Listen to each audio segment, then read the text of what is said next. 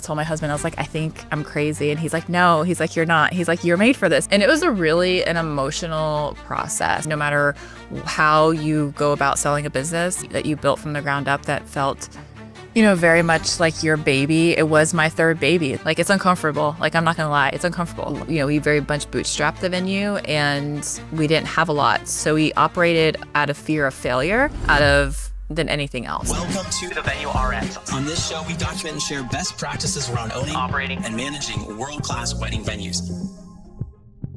What is up, everyone? Jonathan here with the Venue RX, and on this channel, we are all about making a difference for the better in your business. And if you've listened to this show before, we have several different tracks. We talk to venue owners and operators, people who are in the thick of it, who are running their business day in, day out. We also talk to pros, people who are experts at one section or many sections of our industry. And, of course, we are designed for venues. This show is all about venues, but there are a lot of parallels to many other subcategories of this industry as well. And then this is just such a fun show to be a part of. Today, we have a really special guest because she's someone who's not only a venue owner, she's not only a venue operator, she's now the owner of multiple venues, and she also is a pro, and she's in the education space and does so much for our industry. And so I am so excited, Dana, to have you back on the show. Thank you so much for being here today. Thanks for having me. It feels very full circle from being on your show the first time, which was like, I think in the pandemic or something. Yeah. So like forever ago. Crazy. And we've done little collabs here and there. We talked Venue Masterclass most recently out in Houston and just about what you were doing. But I was excited to sit back down with you and talk about the new season of business that you're in. And so we'll get to that, but I also want to talk about education. So if you're listening to this right now, you want to make sure that you stick around to the second half. We'll spend, 15, 20 minutes or so talking about, what you're up to right now, which I think is fascinating, very exciting. But also we're going to talk about the education piece, and you're not going to want to miss this because Dana has a lot of incredible things coming. So without further ado, Dana, can you give us, I want to let you do this because I know pieces of your story, but I want you to kind of give us a high level for anyone who is not familiar. Maybe this is the first time that they're aware of you or your brands. Could you give us just a 30,000 foot view of your time in this industry? Yeah. So I started in the industry about 2006, right around the time I was getting married. And this idea from trying to find a wedding venue that fit my style, aesthetic. I got married when I was 22. I was like, a child bride basically. And I had a bazillion friends, as you do when you're 22. And so there really wasn't anything that like fit what I wanted other than a ballroom. And so we were at lunch, me and my sister were at lunch, and we were like, wouldn't it be amazing to own a wedding venue or to open one up? And like at the time, we're like, this would be so lucrative, of course, pie in the sky, thinking that it's like the most, because then all you see as a bride is like a number, right? But we were scientists. Like I have a degree in chemistry and physics, Courtney had a degree in biology. So we're very much about the data. And so we're like, well, let's, do some market research and let's be planners, first. So we were planners for about 7 years, and did that. And I loved it. I actually fell in love with weddings because of planning. And I think for me, it was because I was able to build community with my clients. And I really saw firsthand how important a good venue was, not just because it looked pretty, but because it operated well, it was, hospitable, all that stuff. And so we really set out to have a different kind of venue, that it wasn't, money forward, it was hospitality forward. And so about 7 years after, we found a piece of land. This is like this is 2013. So this is, post the bubble and the recession and all that. I always say we got that piece of land for a song and a dance. It's crazy how cheap it was when I think back on it. But we found this little piece of property in like just the right area, and the journey began. It took us about a year to build it. So we built the Bradford in 2025, November 2025, so a few months ago.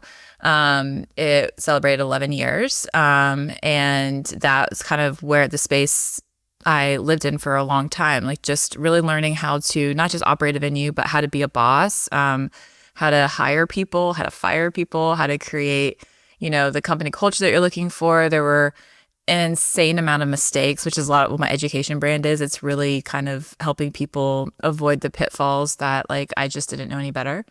And then the summer of last year, my partnership dissolved, and so we decided to part ways. And right now, we're like a week away from closing on the Bradford, from it being sold. So by the time you hear this, it will be no longer mine. And it was a really an emotional process. I talked about it a little bit at the masterclass. There's lots of reasons why it's emotional. Like no matter how you go about selling a business that you built from the ground up, that felt, very much like your baby. It was my third baby. It's the reason why I don't have a third child, per my husband, because the Bradford was our third child. And, my kids have known it their entire life, and they grew up there. They had so many celebrations and big things there. So there's definitely like this emotional piece to it. And the reason for selling was really not because I fell out of love of it. It just was more just, because of the partnership more than anything else. And so when I don't know, like I just wasn't ready to hang up my hat yet. And I wasn't looking for anything at all. Like I had no desire. Not that I didn't have a desire. I just had no thought of like, let me go find another venue. But these two venues just fell in my lap. I mean, literally like within a day apart from each other. And I remember I got the first one and I told my husband, I was like, I think I'm crazy. And he's like, no, he's like, you're not. He's like, you're made for this. He's like, you're not crazy. He's like, this is just you actually fulfilling something you've wanted to do. You've always wanted to own more than one. And they happen to be only 25 minutes apart from each other. And it's just all these like things just kind of clicked in place. And so about 2 weeks ago, I got possession of both of them. And it has been a journey, to say lightly, of taking over and transitioning two venues at the same time. Would not recommend that. I would recommend some space between them, but it's just how it happened. And it's been great. And it's such a really neat thing to be on this journey for sure. Like, yeah, I never thought I'd be here a year ago at all. Like, still pinching myself. Yeah. I love that. And just for clarity, the two venues that you're bringing on board, do both of them have events on the books? Like, are you in event mode now as well as kind of startup and SOPs and some of those things? So one of them I call my bright and shiny star because it doesn't stress me out as much because it has a lot of events on the books, and it came with a staff. And so it's running pretty well. Like we're making some tweaks, but they're not like emergency tweaks. So they're just like, hey, we're slowly moving over our CRM to something that's more functional. We're slowly changing this process. Like it's an easier transition. The second one, I actually didn't even purchase the business. I just purchased the property because the business was like dead in the ground. And so it's like starting a whole new business. So there was only like a handful of weddings on the books for that one. And so we're walking into a year of knowing it's going to be cash flow negative. And I think there's a lot of like anxiety for me on that piece of it, but also knowing the cycle of weddings that, once you just, start booking and start moving forward, it'll work out. And I feel good about it, but it's still, that's the one that makes me scratch my head a lot of days. I'm like, okay, what should we do here? How do we do this? Like, it's a lot of money movement. It's a lot of people movement. It's a lot of like, the cool thing is hiring people, you're hiring them at the ground level and you're like, do you want to build this with me? Like, do you want to build this position? Like this is what I'm thinking. And so that's been kind of cool. Like bringing people on who are like super excited about it, that are ready to, I don't know, have their hand in something, help create something. Yeah. Yeah. This stage of business to me is one of the most exciting because I think there are mutually beneficial angles, both for you as well as for team members that are coming on board. I mean, if you're brand new in this industry and you just like you were, right? Like 15 years ago or whatever it was, 12 years ago, you want to be in this industry, but it feels kind of unreachable, high cost, things feel expensive. Like, how do you touch the industry? This is a great way to get involved at the ground level and build a business with someone who's super knowledgeable, be the right-hand man or woman to someone like yourself who's very knowledgeable. You can build a business and then you can go off and do your own thing. And of course, if you do that respectfully and you communicate what your goals are and things like that. And then for you, I mean, you're looking for an operator. You're looking for someone who can get in and do that. And so these opportunities I think are really special. Dana, I want to, before we go through this, it's interesting because you've got two situations right now. One is more of a maintenance mode and one you're reinventing it. It sounds like a little bit. Yeah. Yeah. I wanted to highlight that for the listeners, because if you are considering buying a venue, this will be a fundamental difference in terms of how you get started. One, you're buying a business that may be existing, so you can kind of learn as you go. But in the other model, you should expect to be cash flow negative. Like you will have to bring a bunch of knowledge to the table. And so that one, if you're listening to this right now, you want to get into the industry and you're considering buying something that's, existing and maybe a little bit more expensive on paper, or another thing where you're going to have to completely start it up, there's maybe less friction on the latter side, that already has events on the books and things like that, because you can learn as those events are happening versus, for this second venue, you're responsible for everything, creating the marketing, all of the leads coming in. Whereas the one that's currently running, I would assume they have leads coming in, right? You have a staff, you have all of these elements. Yeah. Really, really, like, I go back and forth on it a lot, because there are days when I'm like, I'm feeling good. I'm like, this is great. Such great decisions. Some days you're like, oh my gosh, like, what did I get myself into? But I have to remind myself a lot of it. Really what it comes down to is I've gotten really good about looking at an opportunity, and like, there's red flags and there's green flags, right? Red flags to me are the price is high. You're going to be hitting it close to like what your cash flow is, but also the leads are down. Like you're not seeing like the 100+ leads a month that you should be really getting at that, if you're trying to do, especially a turn and burn wedding venue, what that looks like. And so there's all these markers that I can look at. And when if I was to look at the property, the one that I'm like reinventing, if the price wasn't right, it would be a huge red flag venue. Like I never would have invested in it, but the price was so good, like upside on it from day one because of the real estate of it, like that. I was like, okay, in my mind, and I had to remind myself that, like, yes, this is cash flow negative, but like I got it for half the cost. I mean, like I can invest some money into it and get it to where it needs to go. And so that's what turns it into that green flag. Now there's those sayings, do you have money or do you have time? And for this one, it's a time thing, right? Because the money isn't really necessarily the issue. It's I can hire people, that instead of buying this business for hundreds and hundreds of thousands of dollars, I can buy people and I can, wait out a year and then, make it, to where I need it to be.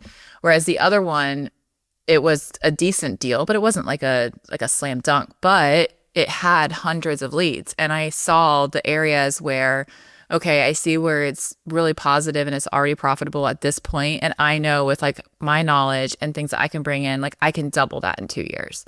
And so that's what made it a green flag. So I think it's really tempting, because I talked to a lot of people. They're like, oh, this venue came across my desk and it's perfect and I love it, whatever. And you're looking at the numbers, you're like, I don't know, buddy. Like you're competing with yourself here. Like it's too high with no guaranteed coming in, or it's, whatever the case may be. So I've gotten really good at discerning that, because I've had, ultimately I want to grow my portfolio, and it's like something, once you put out in the atmosphere, all this thing comes to you. And so I get, every week or two, I get something else coming across my desk. And sometimes it's really hard to like be patient and be like, oh, it's not the right time. Like this isn't going to work. But yeah. So finding the green flag, like buy, is super important. And finding the people that you can like lean on that know, hey, is this a good investment? Is this a good idea? Like, what does this look like? What should I expect for 2-3 years? Like you should expect to be uncomfortable for a year.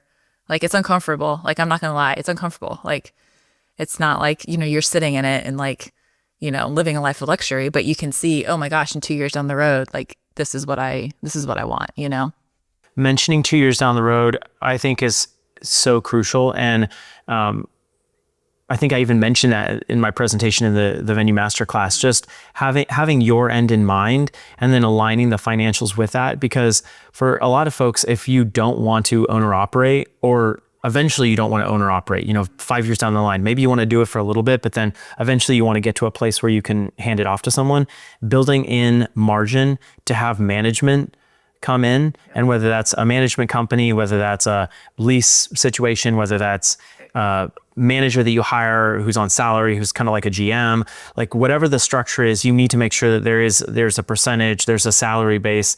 If you have squeezed the numbers so tightly so that you as the owner have to be the operator, otherwise the deal doesn't make sense, you've kind of boxed yourself into a situation where that's your only option.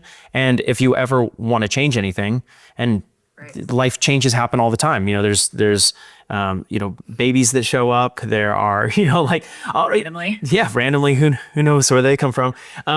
There's all these different things. And so just making sure that you're structuring that deal to give yourself the most optionality possible. Yeah. Like you said, you have money or you have time, and being willing, if you're willing to invest the time up front, you've got to have that pathway to the money so that later, you don't always have to be putting the time in. Mm-hmm.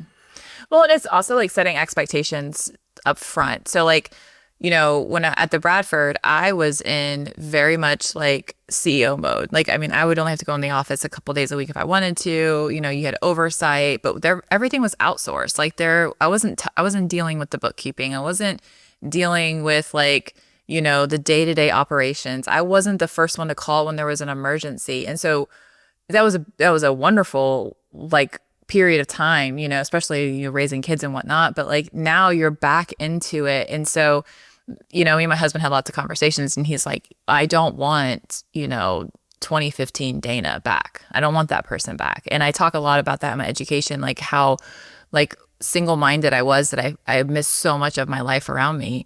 And so now it's going into these, and when you're even, hiring a general manager or you're hiring these people, it's like, look, I do not want to be in the middle of it. I will be the gap filler. I will be the person that will stand in when you need to, like I'll be the bridge, all those things. But ultimately my goal in 24 months, 18 months, 1 year is this. And so it's being very clear. So you're hiring for that, which is very different in the past, where in the past you were just hiring for just help, and you weren't hiring for actual like true, like you're gonna take this and you're gonna lead it. So that's been like it's been really healthy and good, and I've really enjoyed that. Like it feels like I'm not going backwards, because I was really afraid of that. I was afraid of losing the vision of where I wanted to go and I'm a great leader. I'm great at creating vision and creating processes and systems and like putting people in the right place. I am not great at the day-to-day. That is not what my strength is. And if you put me in the day-to-day, I will be the cog that will stop everything, because you'll be waiting on me for something, or, and making a decision or doing this. Like I know that about myself. And so I didn't want to be the reason why we failed. So it's, even though you're like, oh, I can do it. I know how to do it. I know how to sell. I know how to give tours. I know how to do the funnels. Like I do know all those things, but that's not what's going to serve me in the business's best. So that's been like a really like enlightening journey for sure. Dana, you mentioned you were in CEO mode with the Bradford. Mm-hmm. How long did it take you in that first business to achieve that CEO mode workflow? And what were some of the steps that you took to get yourself into that maintenance mode? Much longer than it should have, to be truthful with you. It took about 7 or 8 years, really. And I think a lot of it was just because, to be super truthful, like we were not independently wealthy people. So we built it, we very much bootstrapped the venue, and we didn't have a lot. So when you don't have a lot and everything your whole life is in something, you're very afraid of the failure of it. So we operated out of fear of failure than anything else. So everything was, we cannot fail, this we cannot lose. So then there was this sense of control that we felt like we had to have at all times. And then our roles, between partners was very unclear. And so it felt contradictory in a lot of ways. Like we didn't agree. And ultimately what led to the demise of the partnership was we didn't agree on how we should grow. And there were many years that we just sat in that discomfort, and so the business became very stagnant. And it was honestly really until it was a really bad year, not financially. Financially, we were doing fine. Like the profits were showing fine, but like the vibes in the office were off. No one was really happy. And it was finally me realizing that exactly what I said, like we are like the stick in the wheel that is creating all of this turmoil and this stress and preventing the business from moving forward. So we need to take ourselves out of this day-to-day operations. We need to hire an operations like manager essentially. So we hired a COO, and it took about 8 months, like truly to get them to the point where everyone felt comfortable, and not just where I felt comfortable, but where she felt comfortable and where the team felt comfortable. It's for her to really lead that team. And then that was when we could really, you could become that true CEO. And those years, the business flourished. I mean, our best years ever, like best years ever, because you had somebody that was very much looking at it from a third angle, and that was dedicated fully to the success of the business, as opposed to thinking about like taxes and cash flow and budgets and all that stuff. Like that was our job. Like that was then our job now to say, hey, here's your budget for the year. You have the oversight. And what I loved is I would go to these conferences, I speak at conferences, and I'd also listen. And I'd learned from so many people, and I'd be able to come back and like be the developer, like develop the team in a way like, oh my gosh, like I learned this piece, and like, oh, this is something that we talked about. Like, let's add this little element into it. And it like just radically changed the business. So I was able to do what I do best, which is educate and learn and, you know, continue to evolve instead of staying at this, you know, where I think the mistake a lot of people make, it's like a fix it and forget it. Well, it works now, so therefore it works. Well, it works now. We talked about this earlier. Is it luck? Is it genuinely right? Or, you know, and with the industry, it's ever evolving, it's ever changing, you know? So it allowed me to be able to pivot more, which I think allowed us to really serve our clients so much better and like just hit that level of excellence that had been striving for many, many, many years. It's funny that you mentioned the luck. You know, we were talking about that right before we pressed record. And I'm curious, now you're onboarding these 2 venues. You were very successful with the Bradford.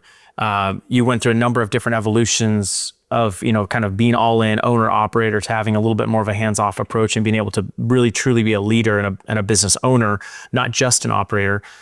When it comes to venue success, if you had to use a percentage and you had to say, you know, let's just take 50-50 is kind of imagine a slider, and you had to say the venue success is based on the venue's aesthetic, or actually the presentation of the venue, maybe the package, the tables, the chairs, the wall color, the location, some of those things, versus the service that's being provided, the customer service, the people that show up, the tour guide, the venue manager, whoever is delivering the service. What do you think the kind of recipe for success when it comes to aesthetics versus service? That's a tough one. I think one, you had to define success. So so for example, the 2 venues that I have, one is, I call it my turn and burn event venue. Like it's a great price point. It hits anyone, pretty much any budget at any place can get married there. The other one is a higher price point. It is not a turn and burn. It cannot function that way. It's a historic home. So like it doesn't have the stamina like to really withstand that. So you're looking at you're being a little more particular. So success there is very different from success at the other venue. But ultimately, I truly believe that if your aesthetic and your marketing has to match. So you can't market to a high-end client and have an aesthetic that doesn't hit that high-end client. Then you're going to fail no matter how great your service is, because you're not attracting the right people. But ultimately, if you have your aesthetic with your marketing correct, right, then I really think it's like 70% service and 30% what your venue looks like, you know, as long as what you are advertising and what you are promising is what you are delivering. Like think about all these barns. They go in, they have like straw for floors. They're so successful because that's what is expected based on the price point, based on what the client, like what was promised to them. They delivered exactly what they signed up for. And so the client's happy. And so it's a matter of like, when you talk about the aesthetic, are you over promising what you were saying it is? Or are you actually being truthful? And the amount of times people would come on property to the Bradford and say, there is no surprises here. Like they'll say like, oh, I was at X venue. And online, when you look at the pictures, it looks like there's miles and miles of forest around it. And really it's right next to this, like, you know, broken down trailer park, whatever, because they're not going to show that angle, but they're like, there's no surprises here. This is exactly how it's advertised. And there's something immediately when you go in there, no matter what the Bradford would have looked like, they feel like, oh, they're not trying to cheat me. Like they're not lying to me. From day one, they were clear that we are 30 minutes outside of Raleigh, right? I don't lie and say it's 25 minutes. It's 30 minutes outside of Raleigh, like, so I think that there's a little bit of a combo of that, but I think service ultimately in this day and age will always win over aesthetics 7 out of 10 times, truly, because people just want to feel seen and valued and heard, and like their money is not being spent and they're not going to be cheated. Like there's so much fraudulent stuff out there, So true. That's really interesting though that you said that. I go back and forth with this quite a bit because I feel like venues are rented, right? Like people are renting this place for, a lot of times it's the visuals. It's the huge oak tree. It's the beautiful pond or lake. It's the dock. It's the, whatever it is. And sometimes I almost feel like the takeaway, what the couples leave with is the memory and obviously how they felt, but also they leave with the pictures and the video. And so even if maybe let's say your wait staff, if you do food in-house, they're really rude, but they're rude, but the pictures and everything is gorgeous. That venue may continue to get booked because even though you have a rude, wait staff, maybe those folks move on or whatever, but the pictures stay the same. The, grand, whatever. And so that's like interesting though. So do you feel like that's been recent? That's been a shift? I do think it's more this generation, truly. I do. And I think too, you got to think about so I was having this conversation with my COO at the Bradford recently, and, getting everything ready for the new buyer and like kind of helping get them on the right foot or whatnot. One of the conversations we had was raising pricing. And I said, well, we're selling fine, like we're outselling. And I said, what do you think about this? And she's like, I only feel like we can charge X amount. If you feel like we need to charge $2,000 more, then we have to update the getting ready suites. We have to change this, we have to change that, because that price commands those changes. She said, but if you keep it here, then there's something in people's minds. They're not paying $15,000 for a Saturday. They're paying $10,000 for a Saturday, right? Even though it's very expensive. Don't get me wrong, it's expensive.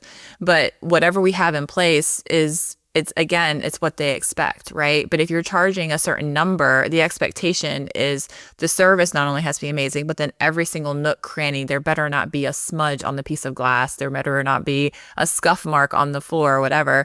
And so I think that when you have clients that have that, the venues that have like the rude, service staff or whatever, if you look at their reviews, they're getting 4 stars, 3.5 stars because of that rude staff. But you have the client who's walking in knowing, I don't care about service. I only care about how this looks. And you are going to hit that certain amount of people, but it's going to be harder to book that person. You're going to have double the amount of leads to find that person, as opposed to where now it's just an easier booking. Like you look at, and I think, and just from like my experience of working with venues, you look at like the leads to tours to booking ratios, the ones that have great customer service and great hospitality, those percentages are super high. So they're paying less for leads. So they're more profitable in the end. There's a lot of factors on that, but you're always going to have that. And I said this over and over again, you can be an amazing business owner in the industry. You can be honest, you can be fair, you can be good, you can be kind, and you're going to be successful. I really believe you're going to be successful. You also could be a terrible business owner, and you can be mean, and you can be hateful, and you could nickel and dime people, and you still can be successful, because there's people out there who just don't care. They just want the pretty picture. And that's just the reality of the world. And in my justice-seeking life, like that's, very hard to swallow at times, but that's just the truth of it. It's just human nature in some ways. That's an interesting perspective. Like looking at it 360 degree view, you might have 180 degrees of people. If you just kind of think of a wheel of people who are just focused on the picture or they have that image in their mind of being out there on the dock, out in the lake and a fountain or something. And so as long as they get that, then boom, that's what they're there for. That's their primary buyer kind of behavior driver that they're looking for. But then you get 180 degrees of people that, they care about the picture, but they also care about the full experience. And so understanding, but Dana, I love that you highlighted aligning your pricing and aligning your marketing and aligning all of those things to provide synergy and cohesion. That's what I was picking up from what you're saying. Because if you don't, like if you have a venue that could be or maybe should be a $10,000 venue and you've priced it at 15 grand, now all of a sudden you have people scrutinizing every piece of the floor and just really, and then on the flip side, you know, maybe you're not charging enough and now you can't give the service delivery. So you're struggling with, you know, providing the same level of service that people are expecting. So you could be either low, you could be high, but for people starting out, would you recommend starting on the lower or higher side of pricing? Well, that's a good question. If it's a new venue, I think you have to do some beta testing. I think it's hard to determine that. Like for me, like when I look at, like, for example, one of the venues doesn't have the bar and we're going to add the bar next year. So I'm going to keep pricing a little stagnant because I'm adding another service on top of it.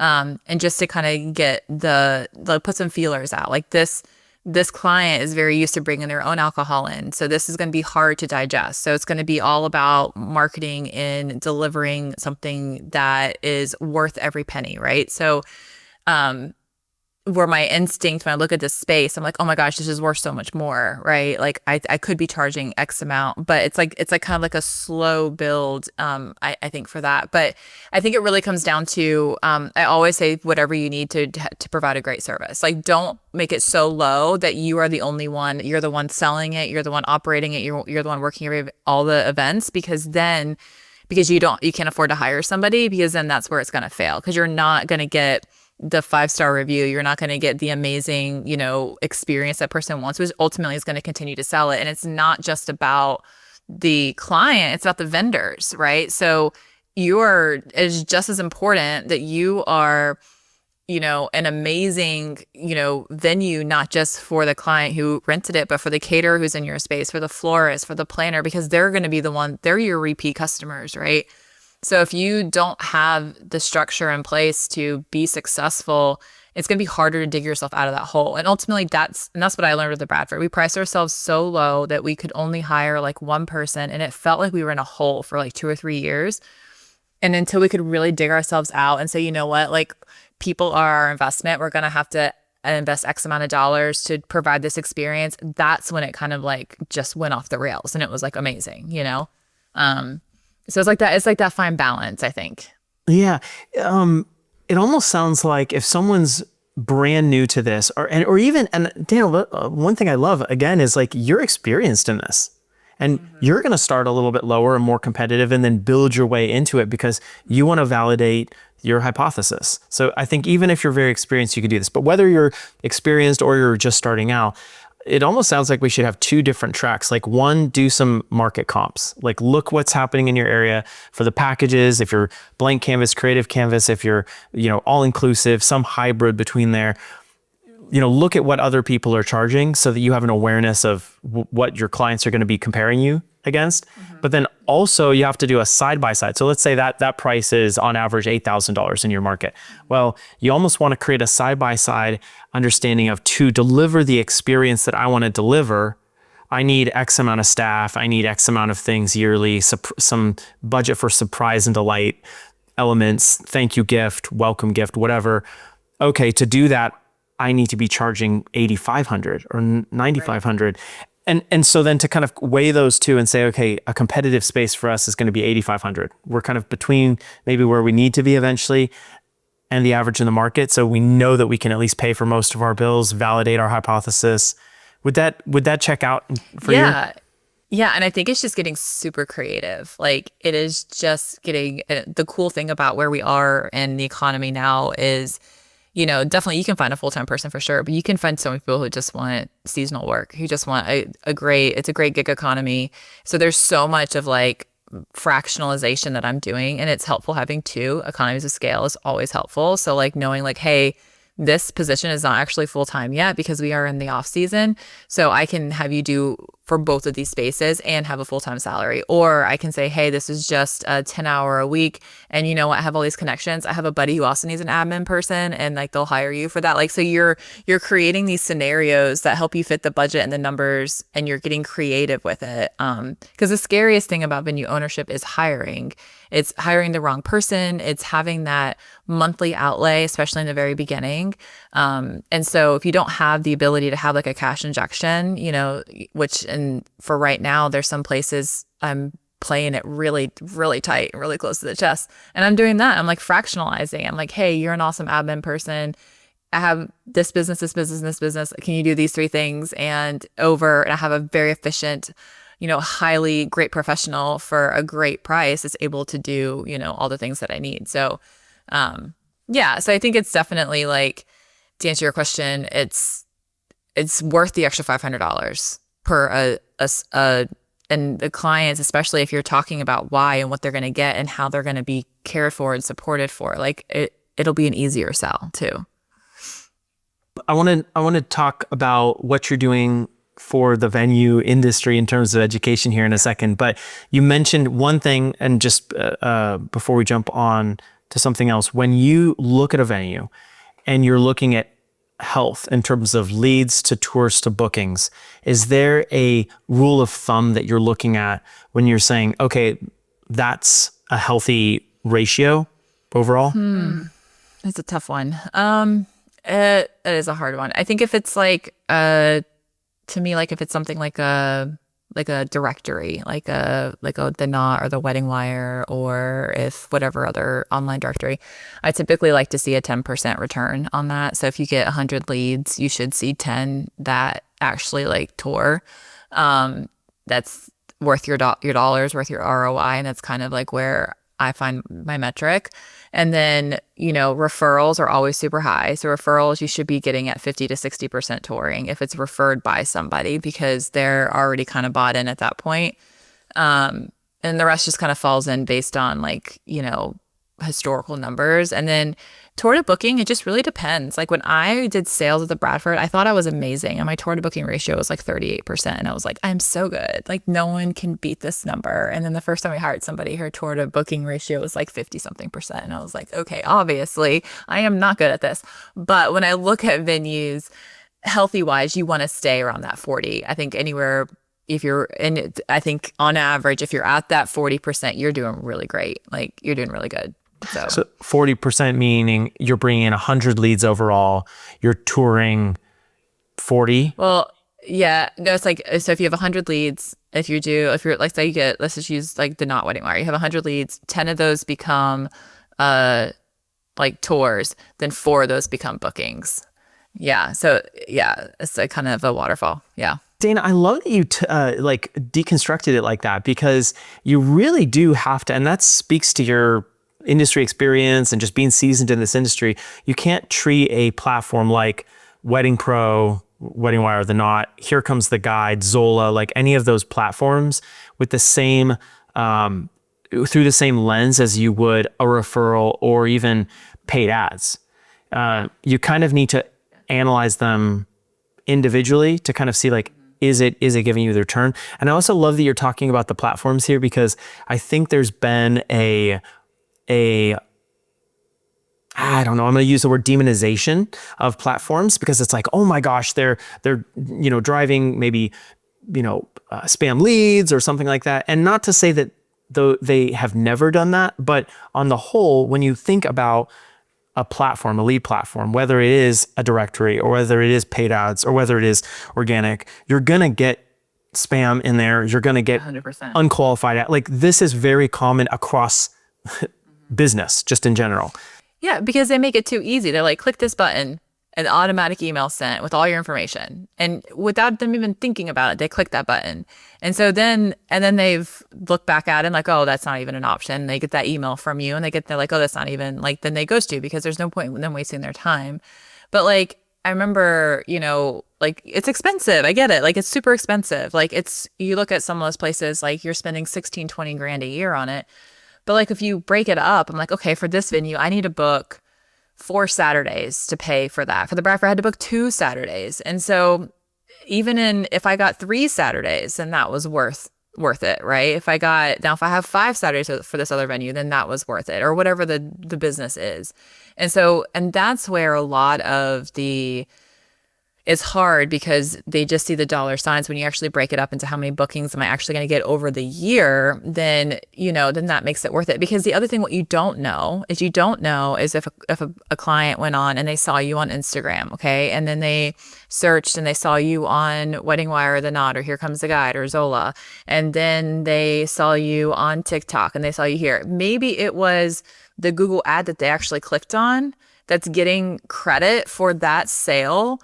But how do you know that they weren't stalking you in 10 other places? You know what I mean? And it's not like, oh my gosh, I've seen this venue come across my desk 10 different times. Like, I might as well just reach out. Like, so there's also that. And I think it was like Julie Novak from Party Slate said, like, is 9 to 10 digital impressions is what you have to get that client. And so there's some of that too. I definitely would say, like, if you are like tight with the dollars and you have no money and you can't do anything, then be strategic about what you invest in your advertising. But the minute you can afford it, I really believe it'll pay back. It's always pay back for us in my experience. And I know it's not true for everybody. For the venue side of things, it has paid back fully. And I will always invest in those platforms, like all of them. Yeah. Yeah. 100%. That resonates with my experience across the 10 venues that we manage and all of the weddings. It's over 6,000 weddings and events that we've done so far. I've noticed that the venues, anytime we invest in the marketing, it gives us the material to actually make adjustments faster. And so even if we're completely off, even if we have our avatar off, we're putting marketing dollars on it, and now we can adjust. Oh, these folks came and toured, they didn't like it. Who do we need to? So you can kind of iterate much quicker if you have the speed there, and course correct, and then you can get on the path. I have a client who, we're guiding their spend, and we're spending over $10,000 a month, but we're also on pace to book $150 a year, and we're booking $18,000 per event on average. Amazing. So That's amazing. Yes, and I have another. Yeah, absolutely. And then I have another venue that doesn't want to, really tight. We're arguing about like a $500 to $1,000 per month budget. So got to think like 10x less almost, right? Well, they're getting way reduced leads. When maybe we're driving 80 to 100 leads. It's a lower conversion rate. We just have it's the whole slower process, and we're certainly not on the same path to do that. So one thing, and then we're going to switch to education, but think about, if you're a venue owner, operator, think about investing just as much into your digital infrastructure, to your systems, to your marketing, as you do into your physical infrastructure, because you can't just build an incredible building and expect people to show up.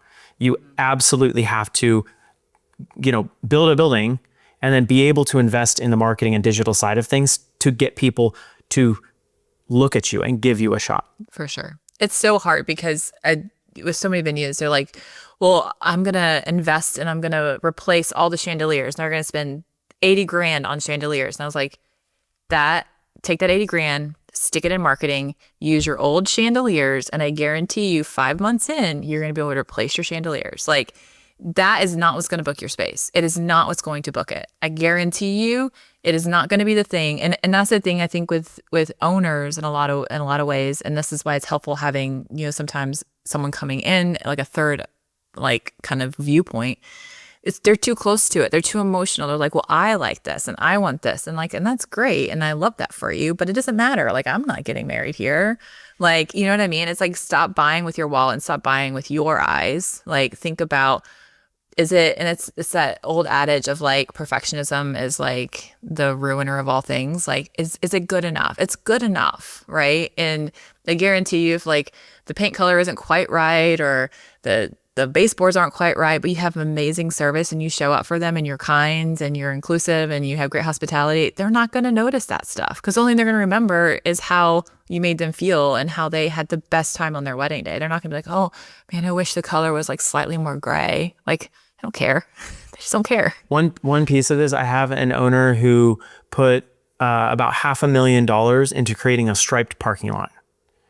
And at least six figures, maybe even close to like 200,000 in some shuttles and these big beautiful buses with names, and they wrapped them and they did all this stuff because they had this vision in their mind of having this entrance that almost was like Disneyland, where you show up and there's these buses and these shuttles that are going to take you everywhere, and the striping. Yeah. And now there's incredible pressure on the sales team to sell, to pay back, because it's like, we just did 500,000, close to 750,000 just in these shuttles.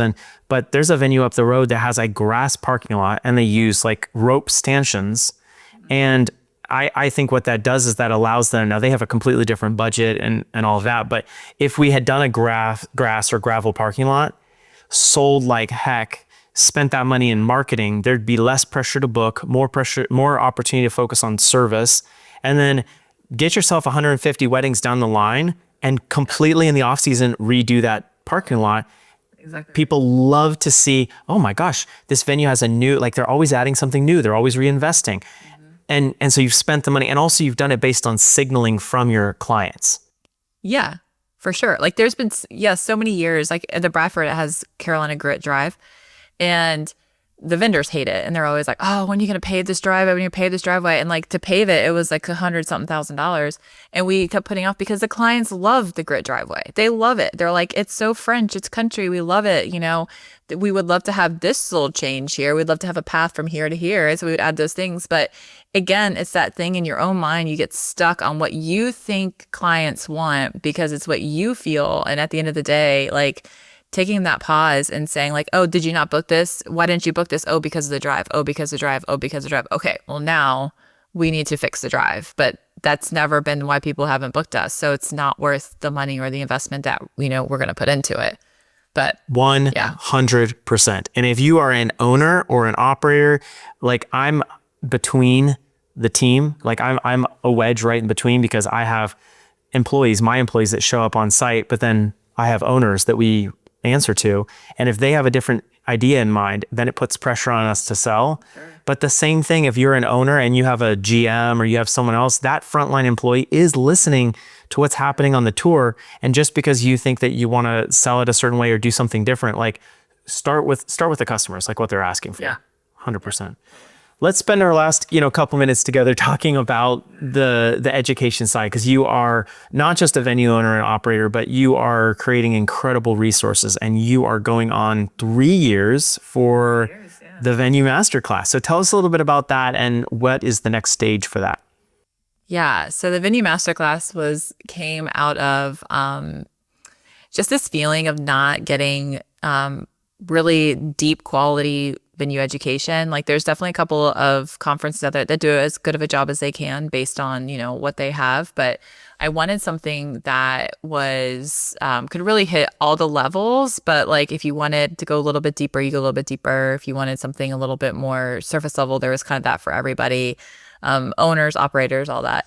And I had kind of been playing around with it for a little bit, and I just got the push in 2024. I did like a coaching session with somebody, and we had talked about like how so really the story was I was at a fundraising event for a NACE chapter, and I was sitting across the way from this couple, and they had just sold their venue, and they were telling me, we just sold our venue. And I was like, oh my gosh, congratulations. It feels so great. And they were like, no. I was like, why does it not feel great? Like I would think that, huge, weight off your shoulders, part of your exit strategy, all that.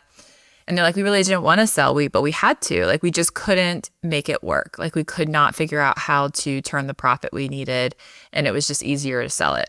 And they're telling me a little bit about their story, and like, and it was like this, oh my gosh, if they just had this resource, oh my gosh, if they just knew this, or if we could have done like, and of course in the moment, I'm not like, well, you should have done X, Y, Z, because that would not have been nice. But it just like kind of broke my heart a little bit that like, they didn't have access to those resources. And granted, there are consultants, and I do consult with venues, and I have tons of great friends that do it, but that's not always in the cards for people. One, they don't have, like, maybe it's just not a good fit, or maybe they don't have the budget for it, because it is super expensive to hire a venue consultant.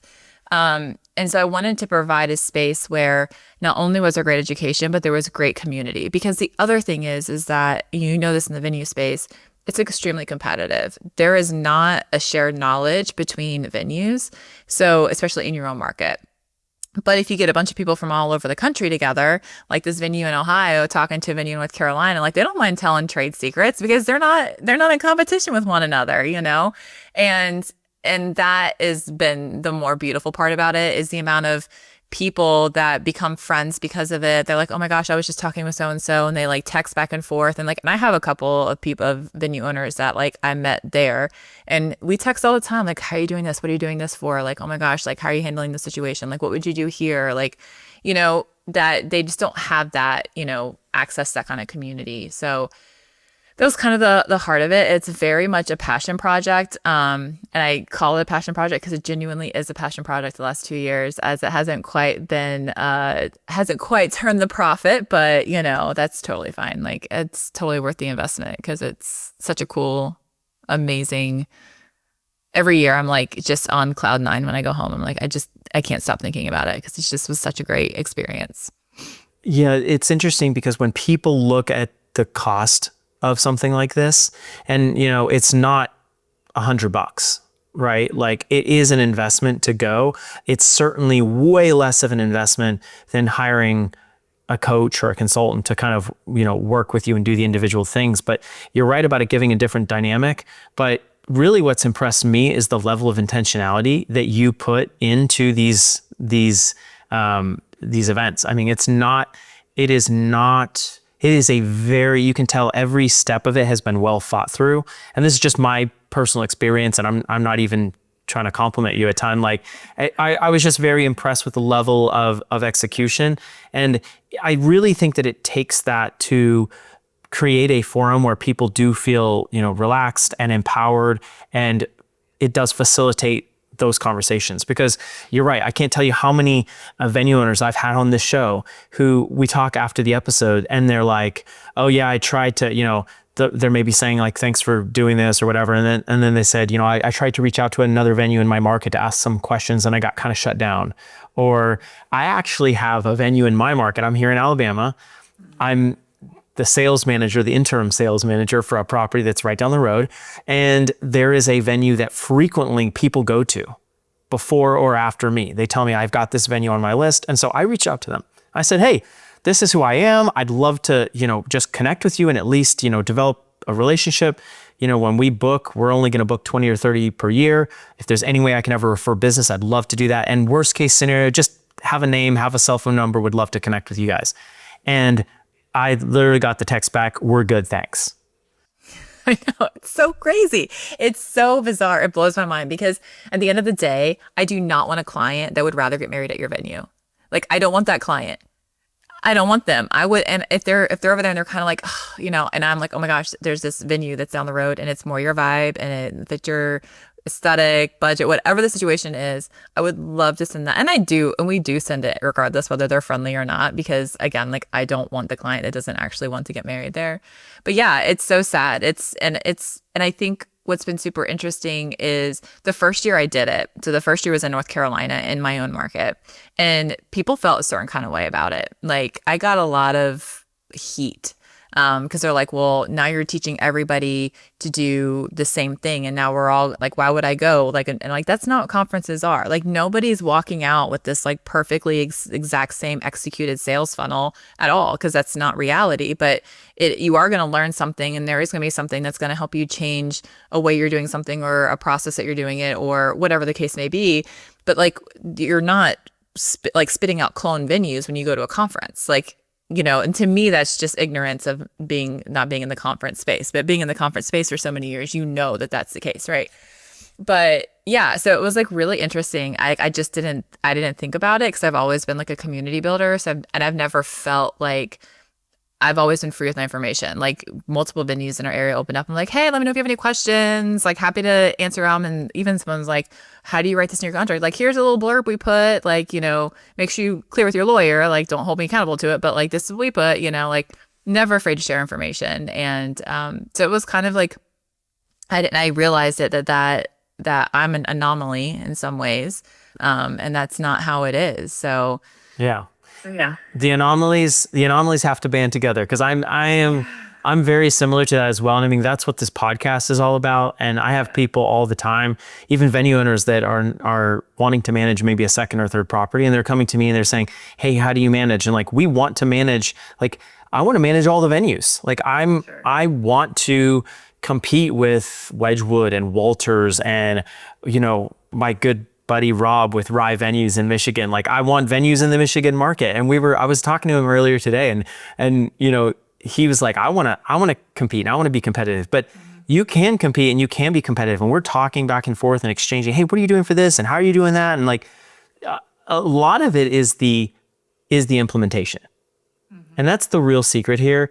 The misconceptions that I find people have when they come to events is number one, that you know, you're going to get all this information and you're going to be able to apply it right away. Well, no, you might take a bunch of notes, but if you aren't very intentional with action, like creating action items out of like one or two different things, you're just going to go there and you're going to get hyped and then you're going to leave and not make any change. Yep.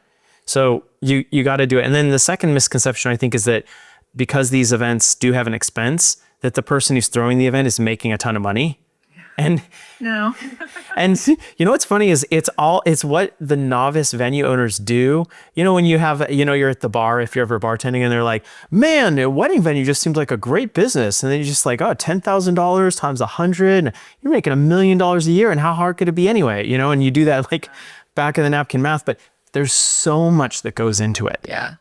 Well, it's so important to me that my speakers are like, you know, I pay for their flights, I pay for their rooms.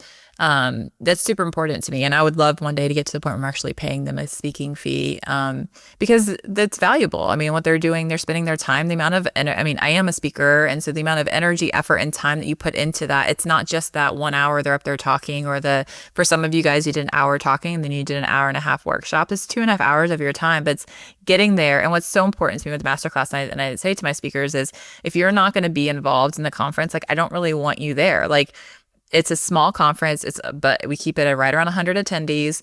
And so you can sit with Jonathan at lunch and have a conversation with him, and you can find, you know, another speaker and like go hang out at the welcome party and like pick their brain. Like, you have access to these experts for 2.5 days. And there is something so invaluable about that you don't have really anywhere else. There's one other conference that I've been to and I kind of modeled a little bit after. It's Be Sage, which is marketed more towards like wedding planners than it is like venues. There are some venues that go, and if your venue, you should go. It's amazing and I love it, and I go every single year. It's so much fun and it's great. She puts on a great conference.